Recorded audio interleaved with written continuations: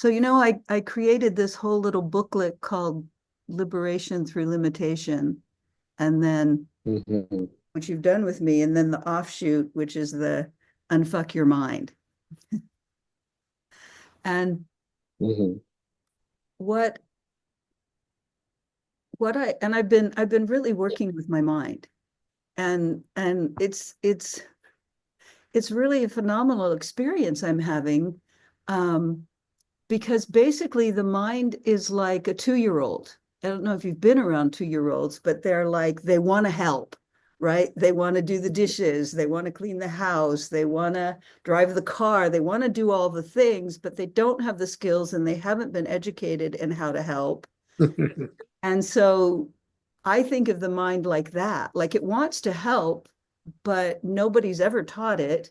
So the only thing it knows how to do is try and take control and make decisions, which doesn't help. So Mm. I've been I've been reframing my relationship with my mind, not that it's some bad thing that's hurting me, even though sometimes that's what it seems to happen, because if I make decisions with my mind, I can get really fucked up around that. But Mhm. actually teaching my mind how to be a good dog instead of a bad dog, right? Just mixed Uh-huh. metaphors, but um, Yeah. so one of the one of the first things I've been talking to my mind about is just you're not here to make decisions, and you're not here to tell me what to do, but you're really good at running commentary, right? So you can do a running commentary on what you see the body doing. You can tell me the weather and other stuff too, but instead of, and especially, you're not allowed to talk about the body being not good enough for you, but you can talk about what it's doing. And Mm. so recently I had an experience. I was on the Camino and I woke up one day, and because my mind has been on the Camino with me like 15 times, it knows the route, right? And it knows what we like and it knows what we don't like. Like there's three of me now. There's the mind and the body, and then there's something that's me, which I guess is the witness, right? Like, okay. And I'm a single definition, so there's not that. So we wake up Uh-huh. this morning and the mind immediately says, well, we don't like this day of walking. Let's go take a bus.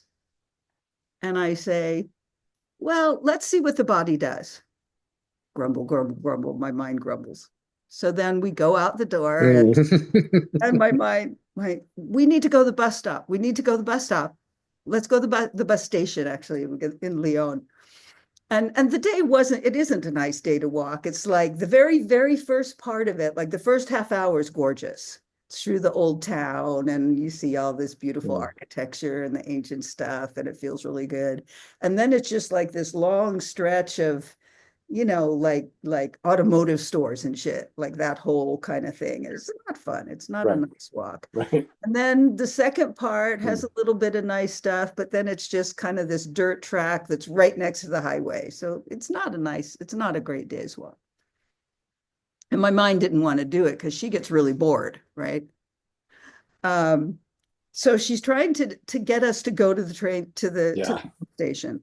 And I said, No pretty watch, things. Yeah. watch the I said no pretty things. Yeah. no pretty thing, right? No pretty thing. Yeah. So she's trying to get us to go to the bus station. I say, you're really not allowed to tell us what to do. It's not your job. You're not allowed. You can watch the body and you can tell me what she's doing. Okay. Well, she's walking and she's not going to the bus station, but this is the pretty part, so it's okay. We're about to get to the part that it's not pretty soon. But she's still walking. She just started talking to a Dutch woman. Now they're having a conversation. Now she's at the not pretty part, but they're still talking. So I guess she's just going to keep walking with the Dutch woman, even though it's not pretty right now. Mm. Okay, she's still now they're stopping for coffee. And it was just like this running commentary. Okay. And Uh-huh. after a while, the Dutch woman and I were done spending that part of that day together, and she went on to walk, and I did end up going and getting a bus. And my mind told me all about that. Um, and another little vignette, this was recently, just a few days ago. We were walking, I guess it was in London. It was either London or Madrid. No, it was somewhere in Paris. Not Paris, it was Besançon. Okay, this really beautiful little town in eastern France. And I walked the fuck out of that, just like probably 20 Mm, mm. kilometers. And toward the end of Wow. the day, my mind says, she's getting tired. She's walking really slow now. I think she may Mm, even feel kind of sore. And here's the breakthrough. My mind comes up with, she's really strong. We should take good care of her. wow. Yeah. Yeah. Suddenly my mind has gone from what's wrong with this body? It's getting too old. It's kind of fat over there. Look at that little flabby thing here. Why doesn't she this? Why doesn't she that too? Wow, she's so strong. We have to take good Mm, care of her. Let's make sure she drinks mm, enough water. I think she's thirsty. mm. Yeah. And Wow. now that's the whole new thing. Like we're talking about it. Okay. Now here's another whole piece of this that I've been doing. This is the embarrassing one, but I'm going to share it because so what that I embarrass myself. Mhm. So one of the things that happens because I walk so much, like I go out and walk 5, 6, 7 hours. So I'm not always near a place where I can go to the bathroom. So I'll have to go, but I'll just start holding it. And then by the time I go, it gets really, really urgent. And sometimes it's like I barely get there before, I know this very well. right? Yes. So I started trying to get my body to be better at squeezing, squeezing. Okay, hold it, hold it, hold it, hold it a little more. And she's good. She's doing her very best, right? And every time she holds it really well, I stroke her, and I'm tribal, so I give her little pats and I stroke her knee. Right? And then one day, after we'd been doing this for a couple of months, one day the body says back, why don't you listen when I say I have to go? She didn't say it in words, but somehow I got the message. It's like, Uh-huh. why do you make me wait so long? Actually, I think it was my mind told me, she has to go. Why are we waiting? Right. And we're waiting Uh-huh. because either there's no place or I just don't want to bother. It's annoying. Right. It's like, well, I don't want to stop and go. You have to. I go in hotels, right? I go in fancy hotels, and I have to put on the whole thing of going in the hotel. Yeah. And I either know where it is, so I just go, or I have to go talk to someone and let them see that I'm Hmm. really good to be in their fancy hotel. And so now the mind is telling me she has to go. Let's start looking for a place. Wow. Yeah. That's really good. So this is this whole process which I call turning the mind from adversary to ally. Mm. And it's based on the premise that the mind actually wants to help. She just doesn't know how, or he just doesn't know. It's an it, actually, it's a they, you know, Hmm. the personality crystal, which is what the mind um, is talking for, I suppose, Mm. Mm. is genderless because it doesn't have the body. Yeah. And I also tell the mind that too. It's like we couldn't do anything without this body. If we didn't have a body, you couldn't go anywhere. You couldn't see anything. You wouldn't have any fun. You'd have nothing. All right. She goes, oh yeah, we better take really good care of her. Yeah. Yeah. Which with a defined spleen, you have to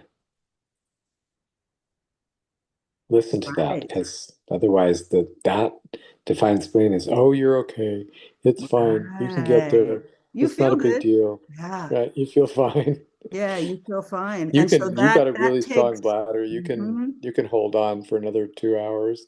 Right. So that takes a subtlety again, asking your mind, instead of telling you, oh, you feel good, you're okay, tell you if something is getting a little off, like that's Yeah, one of your jobs, is to tell me when yeah, something is a little off in the body, because I don't always notice, because I feel pretty good most of the time. Yeah, right. good And we one. can override. Yeah, exactly. Exactly. Cool. Nice.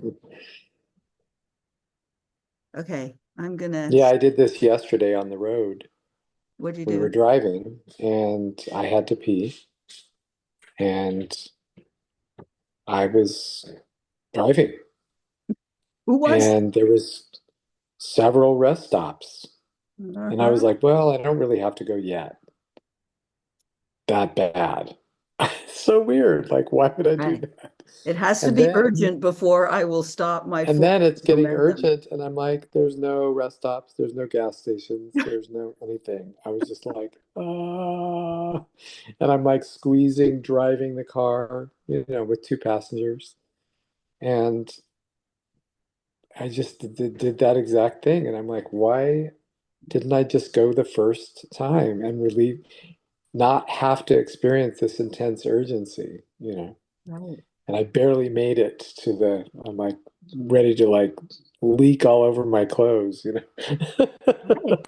Right. It's, Yeah. yeah. So that's very appropriate for you to tell that story today.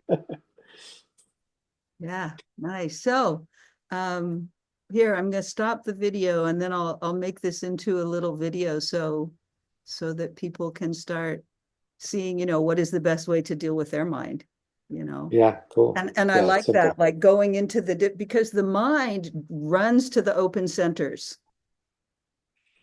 but it doesn't necessarily take care of the defined centers, right? Right. Right. So, an open route, the mind is always saying, hurry, hurry, hurry, hurry, hurry. But the defined route, the mind won't necessarily say, you need to really take care of yourself so you can keep going and your adrenals are strong and all of that. So it's like going Mm, into each mm, center and with the refinement of this process, saying, okay, this is how we can take care of the emotional center, the sacral center, open mm, or defined. Yeah. In mm. fact, maybe we can do a little video on that next. Cool.